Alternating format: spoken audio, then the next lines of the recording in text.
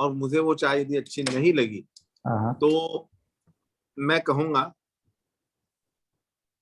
चाय मुझे अच्छी नहीं लगी तो मैं कहूंगा कि भाई अग्रवाल जी इसमें चीनी कम है।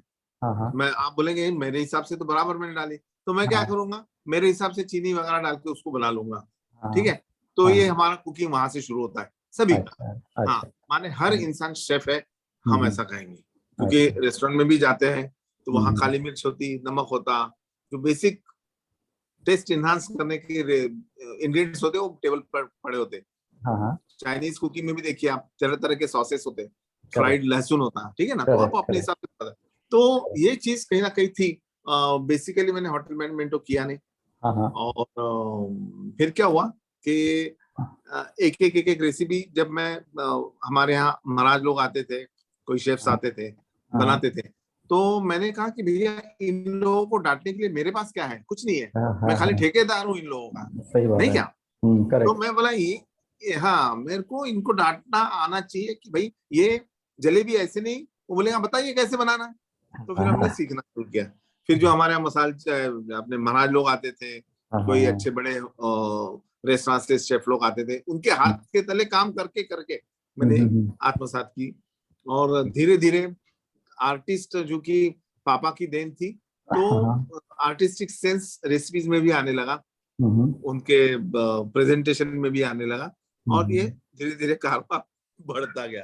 ओके ओके, नहीं आई थिंक ये बहुत बड़ी डिटर्मिनेशन और आपकी लगन है जिससे आगे। हाँ, और अभी भी सीख रहा हूँ। हाँ, नहीं बहुत अच्छी बात है, अभी भी इतना फेम होने के बाद भी आप। हाँ, और बाद में ना बनाना तो ठीक है, बट वो खाने को प्रेम से खिलाना, लोगों को बढ़िया से तरीके से सर्विस देना, हॉस्पिटैलिटी जिसे कहते हैं, मैं आपके समाज से सीखा। आपके समाज के अलावा कोई बेटर नहीं जानता कि भैया हमारे यहाँ मेहमान आते हैं या शादी में सजनगोट होता है, वो क्यों होता है, क्या होता है, कि उसमें बच्चों को सबको सिखाया जाता है कि भाई इस तरीके से परोसो, इस तरीके से हमारे जो मेहमान हैं उनको पैम्पर करो भैया। तो वो सारा चीज में काफी अग्रवाल समाज और मारवाड़ी समाज पहले से संपर्क में है, तो उनके यहाँ जा जाके मेरे को पहले से बात दिमाग में घुसी थी कि नहीं, खाने के साथ साथ ये चीज सीखना भी जरूरी है। और आपके यहाँ तो सभी लोग खाने के शौकीन होते हैं, बहुत ज्यादा, तो बहुत ज्यादा। रोज किसी न किसी से बात करते करते कुछ ना कुछ मिल जाता है। अभी भी सीख रहा हूँ, अभी भी विद्यार्थी दशा में हूँ। Okay, very very. तो आपका जो स्पेशलाइजेशन है वो बोलते हैं महाराष्ट्रियन तड़का फ्लेवर जो बोलते हैं। ऑब्वियसली क्योंकि मैं महाराष्ट्रियन हूँ, पर ऐसी चीज नहीं है कि मैं महाराष्ट्रियन हूँ इसलिए मैं उसके पीछे पड़ा। मैंने देखा कि सारी दुनिया में नॉर्थ साउथ इंडियन ब्रेकफास्ट के लिए फेमस है, और नॉर्थ इंडियन खाना जो है वो डिनर के लिए या लंच के लिए जाना जाता है। उसके बाद फिर आपके यहाँ की दाल बाटी है, गुजरातियों के कुछ व्यंजन है, ठीक है ना, फिर बंगाली स्वीट्स है, ये सब है। बट हमारी पूरन पोली कहीं ना कहीं पीछे रह गई, झुनका भाकर पीछे रह गई, पातर भाजी, मसाले भात, ये सारा पीछे रह गया। तो इसके पीछे का राज मैंने ढूंढा, तो मुझे ऐसे पता चला कि भैया पहले से हम लोग थोड़ा एक कदम पीछे चलने वाले हैं, ठीक है। हाँ, ये बहुत ज्यादा आगे नहीं करना, अपना जितना है उसी में रहना, अपने कोच से ज्यादा रिस्क नहीं लेना। और मेरे ख्याल से हमारे पूर्वज जो थे उनको ऐसा लगता है कि खाना क्या बेचना या खाने को क्या एक्सप्लोर करना, ये मेरी झुनका भाकर किसको अच्छी लगेगी, ऐसे गरीब टाइप का जो एक होता ना, ये यार मेरे घर के लिए ठीक है, वहां तो बड़े बड़े लोग आएंगे, उनको तो दाल बाटी अच्छी लगी, उनको पनीर बटर मसाला अच्छा लगेगा, ये झुनका भाकर कौन खाएगा। ये माहौल हमें, हमारा खाना थोड़ा सा पीछे ले गया, इसलिए मैंने ठान ली कि चलो मराठी खाने को थोड़ा सा आगे ले जाए, दुनिया को समझाए। इसलिए फिर अभी आज जो मेरे 3 रेस्टोरेंट्स अमेरिका में हैं, वो तीनों में आप देखेंगे पूरा शाकाहारी खाना और पूरा मराठी खाना, और साथ साथ थोड़ा सा कहीं हम राजस्थानी फेस्टिवल करते हैं, कहीं गुजराती फेस्टिवल करते हैं, कभी नॉर्थ इंडियन फेस्टिवल नहीं, नॉर्थ इंडियन 2-3 आइटम तो रखते ही है, क्योंकि वो विद नीड है सभी। आपका यूएस में किधर है रेस्टोरेंट? देखिए टेक्सास में 2 है रेस्टोरेंट्स, विष्णु जी की रसोई के नाम से, और एक है अभी सैन फ्रांसिस्को में, वो 3 साल से। टेक्सास का 1 साल हुआ तकरीबन, 1 साल होने का। बॉस्टन में खोलना चाहिए तो बोलिएगा, मैं साथ में हूँ। हाँ बिल्कुल, क्या है बोलने के लिए कुछ नहीं, कई लोग माने, अभी मैं आपको बता दूं कि रेस्टोरेंट बहुत अच्छे चल रहे हैं, वहाँ के पार्टनर्स मेरे मराठी एक है, एक अग्रवाल समाज का है, एक पंजाबी है और एक सिंधी है। ऐसे 4 पार्टनर्स मिलकर तीनों जगह काम कर रहे हैं। हाँ, सर्वधर्म समभाव। और हमारे सिंगापुर में भी ब्रांचेस हैं, वहाँ भी अग्रवाल है, हांगकांग में है, तो वहाँ पे जरूर कई जगह है अग्रवाल। हाँ, तो वहाँ पे तो ये महाराष्ट्रियन तड़का होता क्या है? How do you prepare that, या वो उसको क्या बोलते हैं? ये देखिए, मराठी तड़का जो है वो बेसिकली जब मराठी खाने का जिक्र आता है तो उस समय देखिए मैंने एक चीज ढूंढी है, देखी है कि कोंकण के लोगों को विदर्भ में क्या बनता नहीं पता, विदर्भ के लोगों को खानदेश में क्या बनता नहीं पता, खानदेश के लोगों को पश्चिम महाराष्ट्र में क्या बनता नहीं पता, मुंबईया खाना एक अलग चीज है। तो ये सारे खाने जो है ना अपने आप में एक क्या महत्तम सत्ता हासिल कर चुके हैं। और फिर तड़का जो होता स्पाइसी, तो विदर्भ का जो एरिया है या मराठवाड़ा है और खानदेश है, ये थोड़ा स्पाइसी, ऑयल लेवल ज्यादा इसमें होती है। वहां कोंकण की तरफ चले जाओ तो ऑयल लेवल कम हो जाती, चावल का इस्तेमाल ज्यादा होता, नारियल का इस्तेमाल ज्यादा होता। तो ये सारा ये है। और तड़का जिसे कहें तो वहां तड़का नहीं होता, तड़का विदर्भ में होता है, नागपुर से, क्योंकि नागपुर चूंकि सीपीआई एंड बेरार एरिया ये मध्य प्रदेश की राजधानी थी, हुआ करती थी, तो इसलिए यहाँ पे हिंदी का इन्फ्लुएंस ज्यादा है। और हिंदी मराठी ऐसा वो खाना, इंदौर में भी आप देखेंगे कि इंदौर में भी मराठी लोग बसे हैं।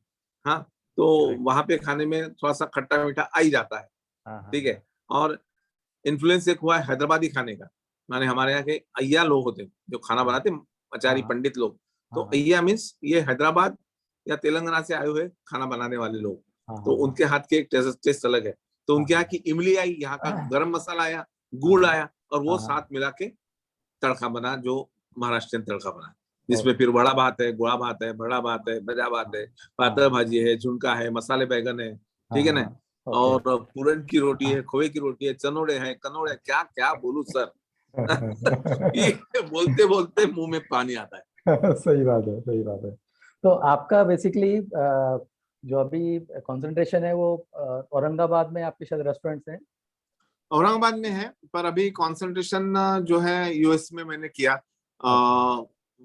विचार था कि आउट ऑफ इंडिया ज्यादा करूं, बट वहां पे अभी कोविड के कारण क्या है, वीसा प्रक्रिया बंद है, तो मेरे पास आदमी वहां, आदमी बहुत यहाँ है पर वहां भेजने के लिए नहीं है। तो मैंने अभी क्या किया कि जो 2 टायर छोटी सिटीज है, जैसे कि अमरावती है, अकोला है, उधर अभी हम कहाँ पे यहाँ चालू कर रहे हैं, लातूर में शुरू कर रहे हैं, परभणी है, ठीक है, नांदेड़ है, ऐसी छोटी सिटीज जो है वहां पे कॉन्सेंट्रेट कर रहे हैं। क्योंकि हम कहते आते कि भैया गांव के बाहर मत जाओ, मेरे यहाँ कोई काम करने आता गांव से लड़का, मैं बोलता क्यों आया तू, गांव में क्यों नहीं रहता, खेती क्यों नहीं करता, तो बोले वहाँ काम नहीं है, खेती बेच रहे ऐसा वैसा। तो मैं जहां तक टालता हूँ कि यहाँ मत आओ, आप वहीं रहो।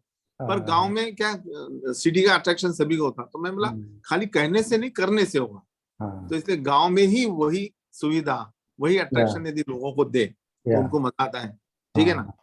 तो सिटी में तो सारे बड़े बड़े मॉल होते हैं, बड़े बड़े ब्रांड्स आते हैं, तो इसलिए भी पहला लातूर मैंने मॉडल शुरू किया। तो 7 तारीख को लातूर में ओपनिंग है।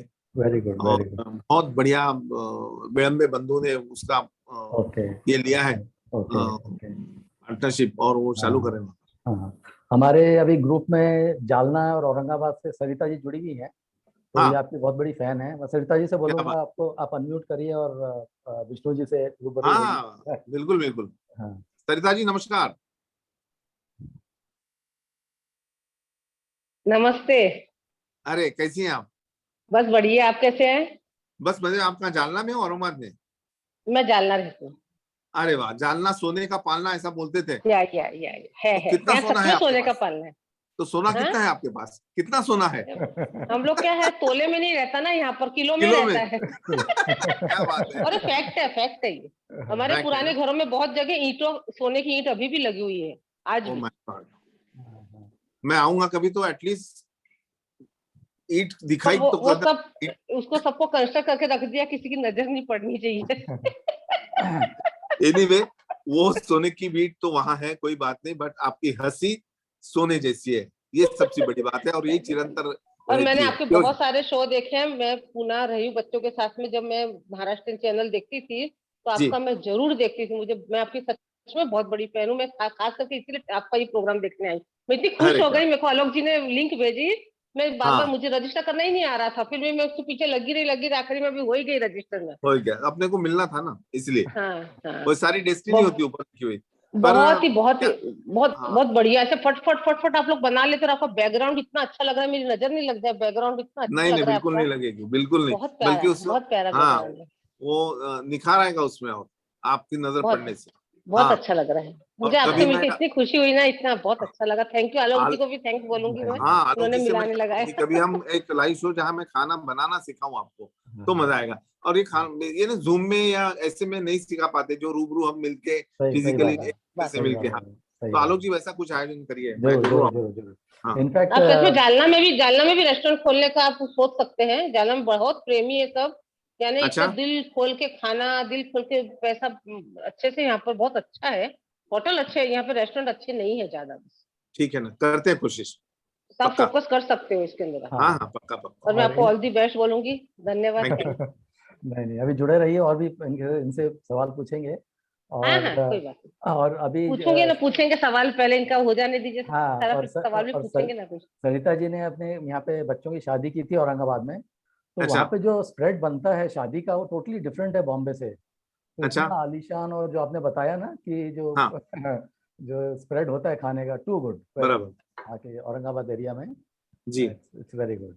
तो मजा आ गया वहाँ पे। तो अभी जो आपने वर्ल्ड रिकॉर्ड बनाया, इसके बारे में थोड़ा बताइए। वर्ल्ड बहुत सुन रहे हैं, वर्ल्ड रिकॉर्ड। हाँ, अभी जो सबसे पहला वर्ल्ड रिकॉर्ड जो इसमें आया ना, वो था 54 आवर्स का नॉन स्टॉप कुकिंग का रिकॉर्ड। 54 घंटे नॉन स्टॉप। बेंजामिन पेरी का एक रिकॉर्ड था 40 घंटे का, उसको ब्रेक करने के लिए हमने रिकॉर्ड बनाया। और उसके बाद में फिर मैंने 5000 किलो की खिचड़ी बनाई। अच्छा। उसके बाद में 3000 किलो की वो रसायन विरहित सब्जियों को बढ़ावा देने के लिए वो सब्जी बनाई। ठीक है। और उसके बाद मैंने 4000 किलो का भरित बनाया, जो कि जलगांव में जाके बनाए। अच्छा। और फिर 7000 किलो के मिसल अभी बनाए मार्च महीने में, वो पुणे में बनाए। और फिर 6000 किलो समरसा खिचड़ी बनाए, वो दिल्ली में जाके बनाए, रामलीला मैदान में। और अभी गणेश जी में 1500 किलो का मसाले भात बनाए। अच्छा। हाँ, तो ऐसे सारे रिकॉर्ड्स करते हैं, बनाते हैं, मजा आती है। Very good. आपके फेस्टिवल्स भी बहुत चलते हैं, कोई बारिश हंगामा हंगामा बारिश। हाँ, तो क्या इसमें था क्या बारिश। हेलो, उसमें क्या करते हैं बारिश हंगामा में? उसमें देखिए, हंगामा बारिश में क्या होता है कि ये है फेस्टिवल समर में होता है। अच्छा। ठीक है। और समर में उस पिक्युलर एरिया में, जैसे 15,000 स्क्वायर फीट एरिया में धुआंधार बारिश होती है। अच्छा। हाँ, 30 फीट 40 फीट हाइट से वो बारिश पूरे ग्राउंड में होती है। और ग्राउंड में सारे स्टॉल लगे होते हैं, जो कि बारिश से बचने के लिए काफी होते हैं। और फिर बारिश में जो खाना खाने का मजा है, वो उस समय हम लेते हैं, जैसे पकोड़े है, चाय है। हाँ, और जब हम बारिश बंद कर देते हैं, फिर लोग नाचते हैं, बीच में एक ओपन स्टेज होता है। अरे बहुत धूम होती साहब। अच्छा, क्या बता, हम लोग को इनवाइट कीजिए कभी। हाँ बिल्कुल। पर आलोक जी, ये सारे जितने में फेस्टिवल्स है ना, अभी मैं नाम लिया बारिश का, तो ये थैंकलेस जॉब होता है, क्योंकि उसमें बाकी ये सारी चीजें खड़ी करने में इतना खर्चा हो जाता कि हम एंड ऑफ द डे नफा नुकसान बराबरी में। बट एक बात है, एक अलग खाने का आनंद लोगों को देते हैं, और एक हमारा वर्क सेटिस्फेक्शन होता है कि भैया हम इस टाइप का करते हैं। मैं पराठा फेस्टिवल किया था, 60 किस्म के पराठे थे अलग अलग। अच्छा। हाँ, सावजी वराड़ी फूड फेस्टिवल है, जलगांव एक फूड फेस्टिवल है, उसके बाद खानदेश खाद्य महोत्सव है। ऐसे अलग अलग किस्म के हवा नागपुर में गोवा कोकण फूड फेस्टिवल, वहाँ का खाना वहाँ के शेफ्स लाके फिर उनको इंट्रोड्यूस करना, उनके स्टाइल का खाना देना, ऐसा सारा ये चलते रहता है। ये मिर्ची वहाँ की कोई स्पेशल आपके एरिया की है, या जो भिवापुरी मिर्ची? भिवापुरी मिर्ची। अच्छा। ये हाँ, भिवापुर हमारे पास में है। अच्छा। और मिर्ची का सबसे बड़ा मार्केट जो है तो नागपुर में। अच्छा, ये क्या लाल मिर्च रहती है, हरी मिर्च रहती है? नहीं, ये लाल होती। अच्छा। वैसे बेसिकली तो हरी होती है। हाँ। भिवापुरी मिर्ची, फिर हरी की वो लाल बनती है। लाल करते हैं। ओके। तो इसमें आपकी कोई सिग्नेचर डिश है, सही है आपकी कोई जो? कई सारी। अच्छा, पूरी सिग्नेचर रेसिपीज की किताब है। ये जो अपने दिमाग से निकली हुई रेसिपीज है। अच्छा। हाँ, और नाम भी बड़े जोरदार है। इसका एक कैबेज रोल्स राइस। हाँ, उसके बाद में पनीर बीजी लीजी। अच्छा। और पनीर रोल्स राइस, ये सारे जो है अलग अलग टाइप के नाम है। उसके बाद में पाइनएप्पल सरप्राइज, पूरन काठी रोल, ठीक है। उसके बाद में पत्थर के पनीर, ऐसे सिनेमेटिक नाम है थोड़े से। एक राइस सूप सुना है नाम आपका, राइस सूप? हाँ, राइस सूप। ये कैसे बनता है, थोड़ा सा ब्रीफ में बताएंगे? ये देखिए, राइस का सूप जो है ना, बहुत ही बढ़िया है। तो चावल बनाते समय उसमें ज्यादा पानी डालना। हाँ, चावल पकाते समय, जैसे 1 किलो हम चावल पकाते हैं आलोक जी, हाँ, तो उसमें कायदे से 1.5 लीटर पानी होना चाहिए, ठीक है, 1.5 गुना, ठीक है। तो इसमें फिर वो खुला खुला चावल बनता है। पर इसमें हम 4 टाइम्स पानी डालते हैं। अच्छा। 4 टाइम्स पानी डाल के चावल को छान लेते हैं, और वो पानी सूप के लिए इस्तेमाल करते हैं। फिर इसमें हम थोड़ा सा दही डालते हैं, दही के साथ थोड़ा नमक और मक्खन या घी असली वाला, ठीक है। थोड़ी काली मिर्च डालते हैं, दैट्स इट, बाकी कुछ नहीं डालना। और सर्व करते समय जो चावल होता, सूखा चावल, उसको डीप फ्राई करना, तो वो मरमरी होती, मरमरी उसके जैसे फूल के ऊपर आता है, लाइक नूडल्स। बस उसके साथ ऊपर से वो डाल के फ्रेश क्रीम डालो। ओ माय गॉड, भूख ही लगती है। हाँ।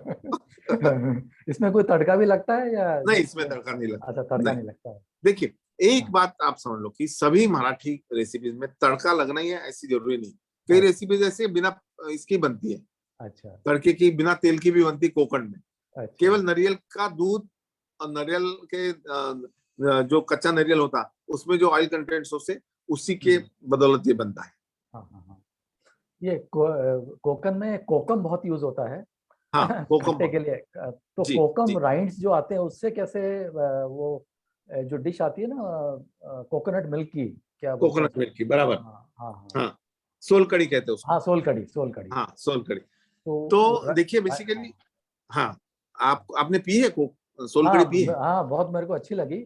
पर वो मैं राइंड लेके आया कोकम की, तो उसको कैसे बनाया जाए वो मेरे को अभी तक आया नहीं है। ठीक है। तो वो आपने आमसुल लाए होंगे, कोकम हाँ, काले वाले, जामुनी वाले। हाँ, हाँ, तो उसमें पानी डालना है हाँ, और इसको निकाल लेना है। वो गुलाबी कलर का पानी होता है, जैसे बीट का कलर होता है, उस टाइप का पानी उसमें निकलता है।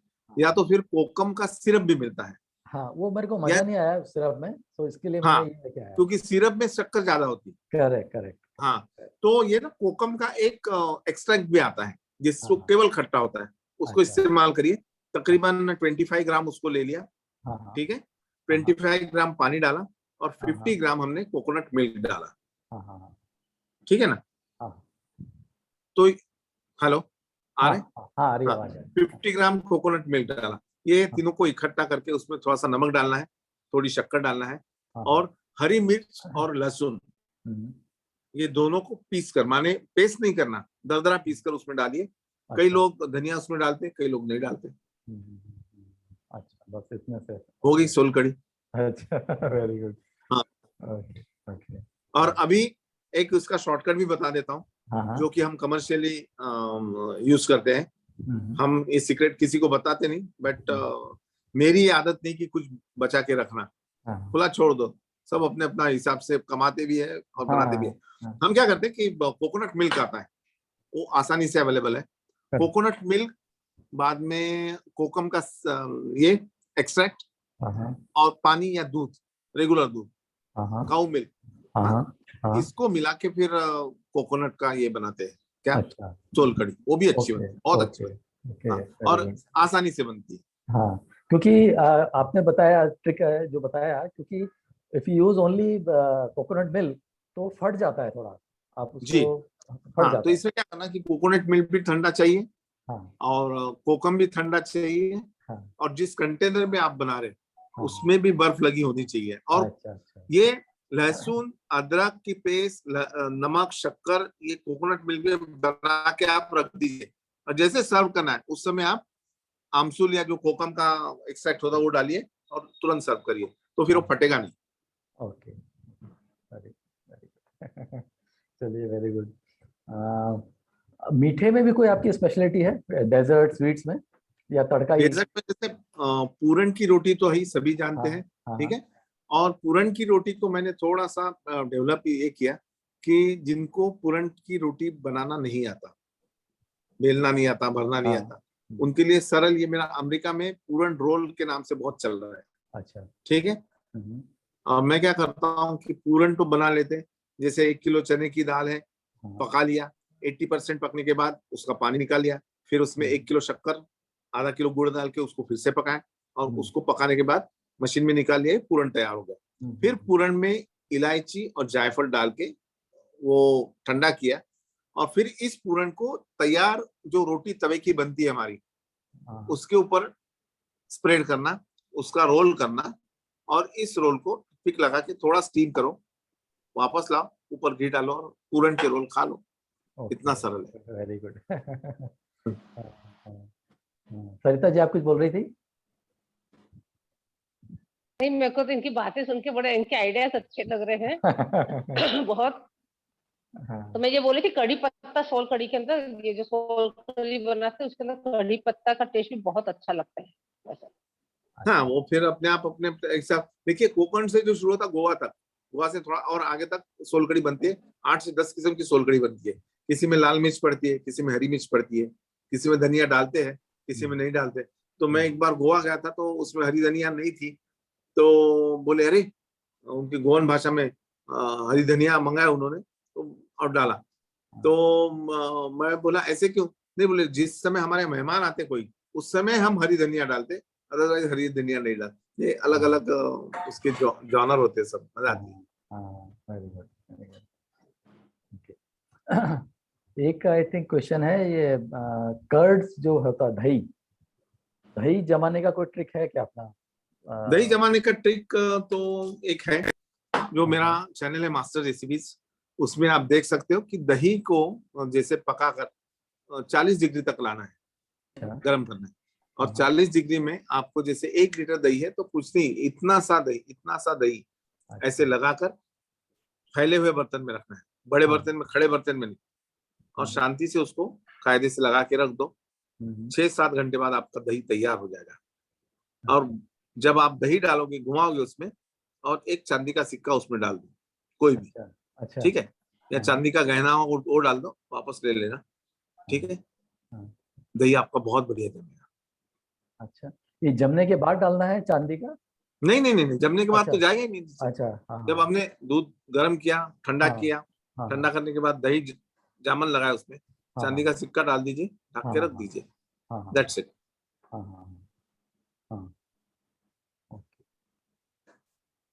विष्णु जी, चांदी का सिक्का डालने से दही में मतलब क्या डिफरेंस आएगा दही में? एक ना वो जो क्या कहते, पानी जो आप कहेंगे ना, पानी नहीं छूटता दही को, ठीक है ना, जमा हुआ आता है दही पूरा। ओके। और अभी आप बात कर रहे थे वो पत्थर के पनीर, कुछ बता रहे थे आप, वो कुछ वो तांडूर नाम का गांव है हैदराबाद में, हैदराबाद के पास, वहां का पत्थर, तांडूर का पत्थर, और उसमें ये बनाते हैं। ये इनोवेट की रेसिपी मेरी है। रोटी छोटी और कबाब नाम से हमारा एक रेस्टोरेंट है पूना में। तो पत्थर को गर्म करते हैं, उसमें पनीर के पीसेस, अदरक लहसुन का पेस्ट और कुछ मसाले डाल के एक 3-4 घंटे डुबो के रखते हैं पनीर, ऐसे चपटे पीसेस, और फिर वो पत्थर पर डाल के उसको सेकते हैं। हल्का सा उसमें ब्रशिंग होता है मक्खन का, और ऊपर से फायर गन से उसको बंद करते हैं, और फिर एक अलग टाइप का पेरी पेरी टाइप का मसाला होता है, उसमें डाल के छोटे छोटे टुकड़े बना के खाते हैं। तो इतना यमी लगता है, चटनी की जरूरत नहीं, ना सलाद की जरूरत। सुनने में बहुत इंटरेस्टिंग लग रहा है विष्णु जी। हाँ, यस। आप आइए कभी, पूना आइए, नागपुर आइए, तो हम खिलाएंगे आपको। बिल्कुल आएंगे। अभी अभी हमारे पास औरंगाबाद से विष्णु जी जुड़े हैं, दूसरे विष्णु जी। तो विष्णु अच्छा? जी जरा, हाँ, अनम्यूट करिए और कैमरा ऑन करिए, विष्णु जी से आप क्या रूबरू होइए। क्या बात है, देखूं तो दूसरा विष्णु कौन है।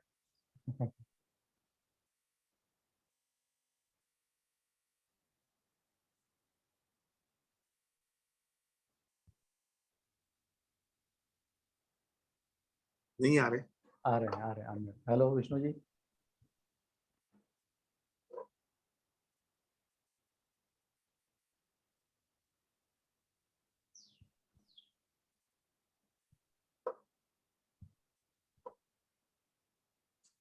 तब तक मैं एक प्रश्न पूछूं क्या आपको? हाँ, जी पूछिए। जी। अपन अगर फूड कंपटीशन वगैरह होते हैं तो हम लोगों ने प्रेजेंटेशन देने के लिए या किस तरह से हम लोगों ने कुकिंग के लिए थोड़ी तैयारी करनी चाहिए, थोड़ा सा हम लोगों के यहाँ होती रहती है, तो थोड़ा सा आप मुझे थोड़ा सा आइडिया देखिए, देंगे? बेसिक तैयारी करने के लिए आपको ये करना है कि आपकी कोई भी जो रेसिपी है तो 1-1.5 घंटे के बाद जजेस के सामने आती है। यस। ये ध्यान में रख के आप रेसिपी का चुनाव करिए, क्योंकि क्या होता कि जैसे आपने उसमें चाट कुछ रख लिया, तो चाट का ऐसा कि चाट बनाने के बाद तुरंत सर्व करने में जो मजा है वो क्रिस्पीनेस रहता है चाट में, तो मजा आती है। आप 1 घंटे बाद खाओगे तो जजेस को तो मजा नहीं आएगा उसमें।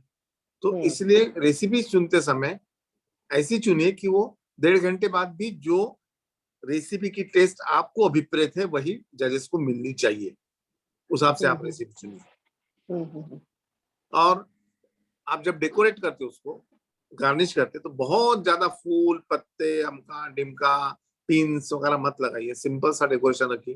प्लेट अच्छी ले जाइए, साफ सुथरा काम रखिए, और पानी का गिलास हो, कुछ हो, रेसिपी साफ सुथरे अक्षर में ले जाइए, वहां रखिए, ताकि उसको मजा आता है। तो फिर ट्रेडिशनल रेसिपी अगर है तो हम लोगों ने बेस्ट कौन से रीजन की रहेगी ट्रेडिशनल रेसिपी पे? हर एक का देखिए, कई रेसिपी कोई खराब होती है, हर एक का ट्रेडिशन अलग अलग होता है, ठीक है। साउथ इंडिया में सब गरम गरम ही सर्व होता है, वो तो ज्यादा ब्रेकफास्ट का ज्यादा रहता है, वो जो भी है, तो वो ट्रेडिशन हम साउथ इंडियन तो ले ही नहीं सकते इसके अंदर।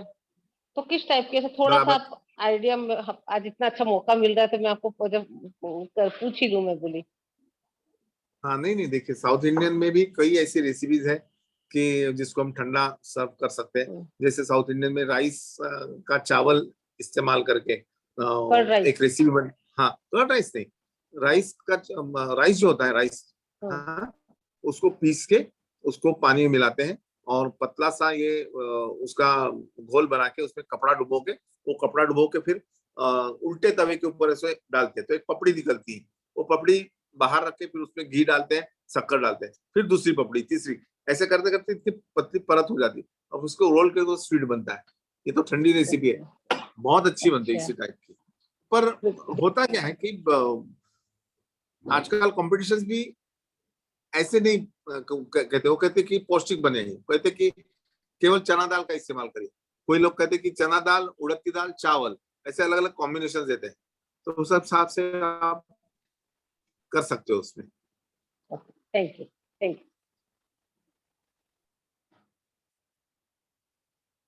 विष्णु जी ज्वाइन हो गए? जी हाँ विष्णु जी।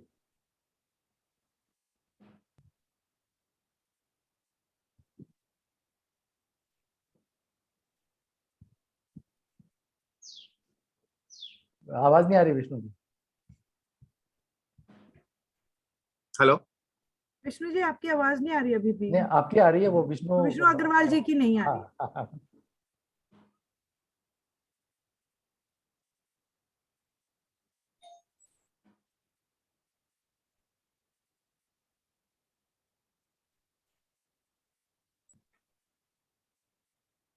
आपकी वॉल्यूम शायद कम है, अनम्यूट तो है लेकिन आपकी वॉल्यूम शायद कम है, वॉल्यूम बढ़ा लीजिए शायद आप। नहीं, अभी म्यूट दिख रहे हैं वो। हाँ, अनम्यूट भी होते हैं तब भी आवाज नहीं आ रही, वो वॉल्यूम शायद कम है उनकी।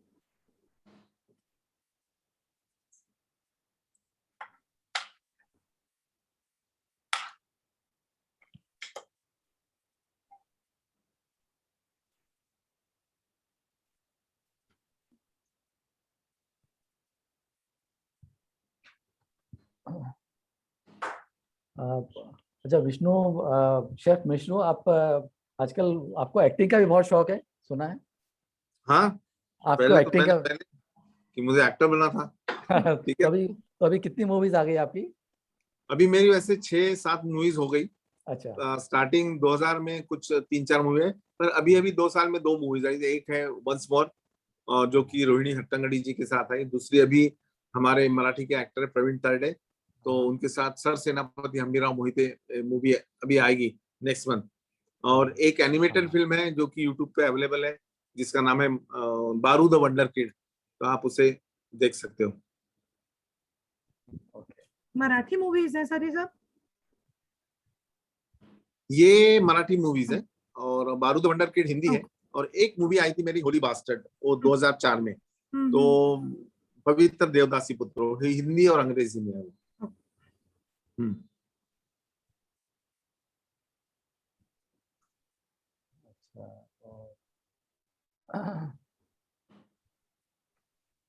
स्प्राउट्स के बारे में कोई टिप दीजिए विष्णु जी। स्प्राउट्स जो हम उगाते हैं, जो मोठ मटकी जो बोलते हैं, उसको कैसे यूज किया जाए जी। इन जो सब्जी में, दाल में? हमारे जनरली सलाद में ही ज्यादा खाया जाता है। नहीं, गलत है। गलत नहीं है, अच्छा ही है, क्योंकि स्प्राउट्स में ये होता है क्या, पौष्टिक तत्व ज्यादा होते हैं। पर स्प्राउट्स एक लिमिट तक ही लाना चाहिए। बहुत बड़े स्प्राउट्स यानी बहुत ज्यादा पौष्टिकता ऐसा नहीं है। अच्छा। जितने एक लिमिट, एक दिन का जो स्प्राउट्स होता है वही काम का है, उसमें फिर हमें सारे ये पौष्टिक तत्व मिलते हैं, ठीक है ना। तो स्प्राउट्स का जो भी बनाते हैं, जैसे हम मोठ लेते हैं, मोठ में सबसे ज्यादा टेस्टी होती है, उसके बाद में कड़वे वाल होते हैं, वो भी टेस्टी होते हैं, ठीक है ना। तो मोठ का मैं ये करता हूँ कि उसको एक तड़का दे दीजिए, राई, हिंग और बारीक कटा हुआ लहसुन। आप लोग जैन हो, मारवाड़ी, अग्रवाल समाज हो, कोई लोग प्याज लहसुन नहीं खाते, तो उनके लिए तो स्प्राउट सबसे बेस्ट है, क्योंकि स्प्राउट्स में अपने आप में एक टेस्ट होती है, ठीक है ना। तो कुछ नहीं, केवल हिंग का तड़का दे दो। तेल गर्म होने के बाद उसमें राई डालो, राई डालने के बाद हरी मिर्च डालो, हरी मिर्च डालने के बाद उसमें आपको यदि लहसुन पसंद है, चलती है, तो लहसुन डालो, और फिर हिंग, हल्दी, मिर्ची, इतना डाल के आप स्प्राउट्स डालो, मिक्सअप करो, बारीक कटे हुए टमाटर डालो और उसी के साथ पकाओ, अलग से पानी मत डाल लो। उसके बाद में थोड़ा सा नमक डाल दीजिए और हरी धनिया डालो। ब्रेड के साथ खाओ, रोटी के साथ खाओ, ऐसे ही खाओ, बहुत अच्छा बनता है। मैं तो जैसे ताजा ताजा बनता है, एक कटोरी में ले लेता हूँ, उसके ऊपर फरसान सेव कुछ है वो डालता हूँ, मलाई का दही ऊपर वाला हिस्सा लेता हूँ जिसमें मलाई हो, और उसका बड़ा मजा लेता हूँ। Very interesting. क्योंकि अभी तक माइंड में है कि सलाद में ही खाना है, वो नमक कच्चे की तरह। ना, सलाद में खाना बोरियत होती है, मजा नहीं आती। इस टाइप से खाओ तो ज्यादा मजा आती है। और फिर इसी की मिसल बनती है। आप मेरे इसमें जाइए या गूगल में मिसल वर्ल्ड रिकॉर्ड देखिए, तो उसमें 8000 किलो मिसल कैसे बनी उसमें दिखेगा। उसमें सारे स्प्राउट, 1200 किलो मैंने स्प्राउट्स इस्तेमाल किए, 1200 kg। बताइए, उनको एक दिन पहले आपने उसको सोक किया होगा? एक दिन पहले, 3 घंटे भिगा है, 3 से 4 घंटा, और रात को 12 बजे उसको बांधा, सुबह 8 बजे तैयार हो गए वो। Okay, very good. वो सारा विजुअली देखने में मजा आएगा आपको। हाँ, वेरी गुड। तो वही आजकल जैसे हेल्थ का बहुत conscious, everybody is health conscious, तो टेस्ट और हेल्थ में कैसे बैलेंस किया जाए, वो पॉसिबल है या नहीं? आपको एक कंप्रोमाइज थोड़ा पॉसिबल है, बहुत ज्यादा पॉसिबल नहीं है, क्योंकि झूठे वादे में करता नहीं, झूठे सपने भी नहीं बताता, ठीक है ना। दोनों चीजें एक साथ बिल्कुल नहीं होगी। दोनों चीजें एक साथ होती है कब, जैसे हफ्ता भर आप हेल्थ कॉन्शियस रहिए, हफ्ते का एक दिन छोड़ दीजिए, उस दिन भरपूर अलग अलग टाइप का व्यंजन जो है आप उसका मजा लीजिए, और इतना वर्कआउट करिए, फिर से दूसरे दिन या दूसरे हफ्ते खाने के लिए तैयार हो जाओ। चीट डे, बिल्कुल। मैं चीट डे जो बोलते हैं, चीट डे रखिए। कोई भी चीज, कोई भी जंक फूड ज्यादा मात्रा में खराब है, ठीक है ना। जंक फूड के मैं विरोध में नहीं हूँ, कभी नहीं रहूंगा। थोड़ा सा खाइए, मजा लीजिए, छोड़ दीजिए, बहुत ज्यादा मात्रा में मजा नहीं। Very good, very good. और किसी का कोई क्वेश्चन हो तो हो सकते हैं। विष्णु जी, आपकी आवाज हो गया ठीक? विष्णु जी, मैं आपसे एक बात बोलना चाह रही हूँ। बिल्कुल बोलिए। मेरी बेटी ने ना अभी, आप ओपोस टेक्नोलॉजी पता है आपको? ओपोस के अंदर उसने राजस्थानी रसोई बुक लिखी है। अच्छा। हाँ, तो उसको थोड़ा सा उसको आगे बढ़ाना है, या समझो ये क्लासेस वगैरह उसको थोड़ा सा करना है, तो थोड़ा सा किस तरह से थोड़ा आइडिया देंगे क्या उसको? तो उनको मेरा पेज है विष्णु के नाम से, या तो मेरा नंबर आलोक जी के पास है, उनको नंबर दे दीजिए, हम बात करके बिल्कुल क्या हो सकता है बेस्ट पॉसिबल हम उनसे कराएंगे। और औरंगाबाद में अभी हाल ही में लास्ट मंथ मुझे प्रोफेसर एमिरेट्स ये पदवी उन्होंने दी, औरंगाबाद MGM यूनिवर्सिटी ने, और वहां पर मैं एज अ ऑनररी प्रोफेसर हूँ, और 2 महीने में एक बार आता हूँ, तो कभी मुलाकात हुई तो वहां पे आइए, तो और विस्तृत चर्चा हो सकती, बात कर सकते। वो 3 साल से बहुत मेहनत की उसने, पर वो आगे नहीं बढ़ पा रही, उसको समझ में नहीं आ रहा। हम तो बिल्कुल मैंने अभी बिल्कुल आज आपको दिखे, हाँ। बहुत अच्छी बुक लिखी उसने, बहुत मेहनत की, बहुत मेहनत। अच्छा, हाँ। नहीं बिल्कुल बिल्कुल आप ये जरूर करें। से उसको बोलूंगी, जरूर से आपको लिंक भेजेगी, अब उनके आलोक जी को बोलूंगी हाँ आपको हाँ लिंक जरूर से आप लोग आप देखिए उसने हाँ, कैसा चलेगा। लिखा है। और और वो बुक अभी अमेजोन में बेस्ट सेलर हो गई है, तो हाँ, अरे वाह, हाँ, काफी अच्छा चल रही है वो। हाँ, हाँ। क्या नाम है बुक का? राजस्थानी रसोई, ओपोज बुक राजस्थानी रसोई। अच्छा ठीक है, मैं मुझे लिंक लिंक भेज भेजूंगी दीजिए। आपको मैं। हाँ प्लीज। हाँ, जरूर से आप देखिएगा और आपके चलेगा, आशीर्वाद जरूर दीजिए बच्ची को। मैंने बिल्कुल आशीर्वाद है और सभी को शुभकामना है। आज आपने मुझे यहाँ पर बुलाया, बोलने का मौका दिया, और खंत मेरा एक ये यही है कि मैं आपको रूबरू रेसिपी नहीं बता पाया, पर आलोक जी हम कुछ तो प्रयास करेंगे करेक्ट, कि एक बार सबको रेसिपीज बताएंगे, सारी करेक्ट। अलग अलग टाइप के जो व्यंजन है, नहीं, कुछ डिजाइनर रेसिपीज है, कुछ हमारी सिग्नेचर रेसिपीज है, और कुछ पारंपरिक रेसिपीज है। ठीक है नहीं, बहुत अच्छा लगा आपका डाउन टू अर्थ, आपका एटीट्यूड जो है बहुत अच्छा लगा। ठीक है साहब। मैं विष्णु जी, मैं खाली एक पूछ रहा था, जैसे मुझे मिठाई का बहुत शौक है, अब लोग कहते हैं मिठाई बड़ा नुकसान वाह, करती है, तो कोई एक आध ऐसी अग्रवाल है मिठाई और मिठाई का बताइए। शौक नहीं है, ऐसा हो ही नहीं सकता। हाँ, तो कोई एक आध ऐसी मिठाई बताइए कि जो हम रेगुलर खा सकें, जिसको एंजॉय भी कर सकते हैं और नुकसान भी ना हो, या कम से कम हो। ये पाइनएप्पल सरप्राइज, ठीक है ना? वो आप करिए कुछ नहीं, पाइनएप्पल लेना है, राइट पाइनएप्पल, उसके पीसेस स्लाइस काटना है, स्लाइस काट के नॉनस्टिक तवे पे उसको सेकना है, ब्राउन अच्छा, करना है। ओके, आप रख देंगे तो उसमें जो शुगर होती है उसके कारण वो ब्राउन होगा, और वो गर्म भी होगा थोड़ा सा। बाद में पाइनएप्पल का जो जूस होता है, जूस को आप गर्म करिए, उसमें थोड़ी सी शुगर, थोड़ा सा पीला कलर, एक चुटकी नमक, ठीक है, और उसके बाद में ठंडा करने के बाद उसमें थोड़ा सा पाइनएप्पल इसेंस और कॉर्नस्टार्च के पानी से उसको थोड़ा सा गाढ़ा बनाइए सॉस कंसिस्टेंसी में, ठीक है। और ये बनाने के बाद उसको ठंडा करिए, फिर सर्व करते समय पाइनएप्पल का एक पीस ले लीजिए जो हमने ब्राउन किया, उसके ऊपर एक वेनिला आइसक्रीम का स्कूप डालिए, ठीक है, उसके ऊपर वो पाइनएप्पल सॉस डालिए, और फिर आप मजा लीजिए, आपको मेरी याद आएगी, देखना। चलिए धन्यवाद विष्णु जी। Amazing, amazing. हाँ, ये बड़ा डिफरेंट आइटम भी लग रहा है। एक चीज और बता दो, एक चीज, आलू होता है या शकरकंद? हाँ, शकरकंद होता है। कद्दूकस कर लो, पानी में नहीं डालना।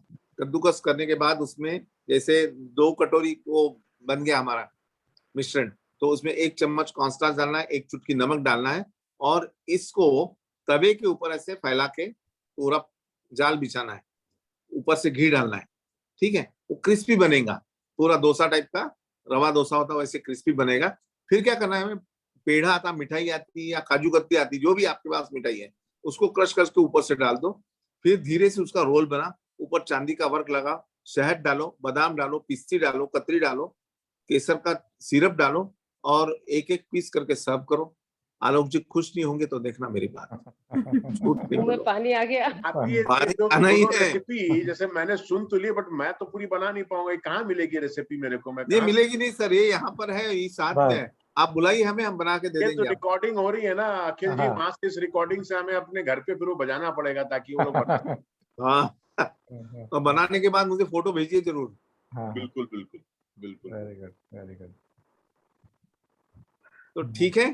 हाँ, और कोई क्वेश्चन? ठीक है,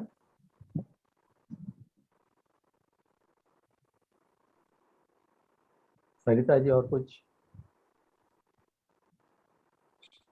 जाते जाते एक भरमार इतनी क्वेश्चन रहते हैं ना लेडीज लोगों के, सुबह से लेके किचन में, किचन की उनको तो सुबह से शाम भी बैठे रहते हैं, क्वेश्चन खत्म नहीं बराबर। तो जो बड़े बड़े क्वेश्चन थे मेरे, आपने सॉल्व कर दिए, मैं बहुत बहुत दिल के गहराइयों से, समझ गहराइयों से आपको धन्यवाद।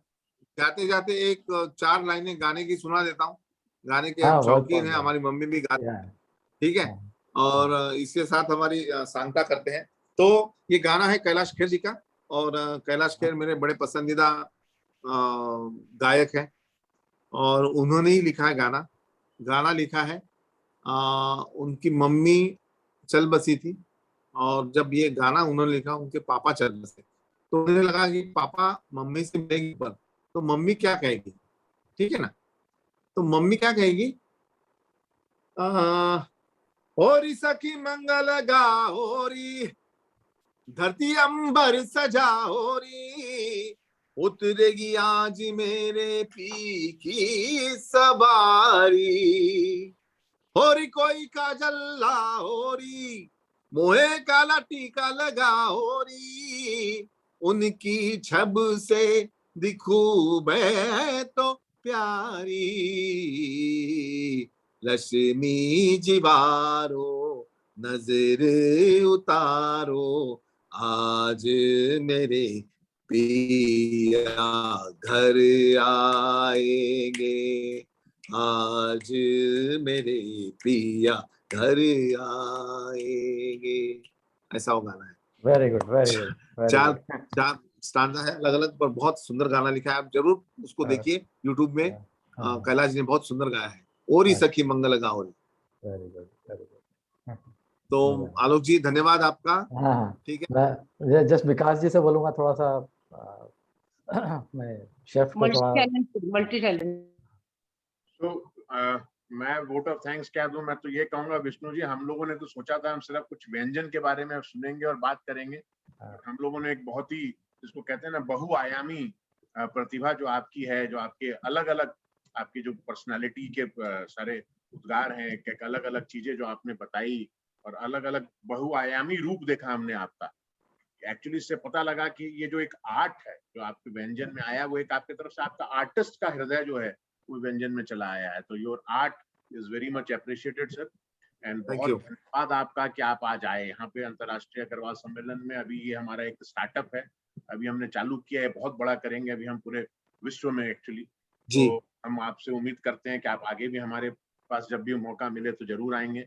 अभी हम जूम कर रहे हैं, लेकिन जो बात हुई अखिल जी से, जब भी मौका मिलेगा हम जरूर ऐसा जहाँ हम, आपने भी 2 बार इस बात को कहा कि हम एक फिजिकली मिल सके, जहाँ पर कि हम देख सकें आपके और उस एंजॉय कर सकें जो एक फिजिकल मीटिंग का जो कि एंजॉयमेंट है वो एंजॉय कर सकें, और रेसिपी और कुकरीज को एंजॉय कर सकें, और आपसे मिलने का एक और जो एक आनंद आएगा वो एंजॉय कर सकें। तो बहुत बहुत धन्यवाद सर, आप यहाँ आए, and really we feel and it is actually very good for all of us.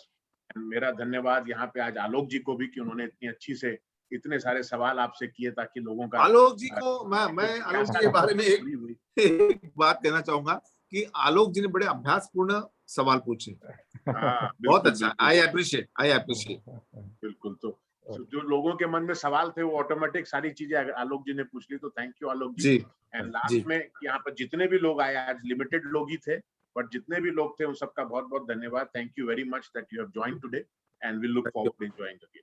Thank you sir. Thank you everybody. Thank you, नमस्कार। थैंक यू अंतरराष्ट्रीय अग्रवाल सम्मेलन का, थैंक यू जो बुलाया, इतना अच्छा, बहुत अच्छा लगा। चलो okay, thank you everyone, bye bye.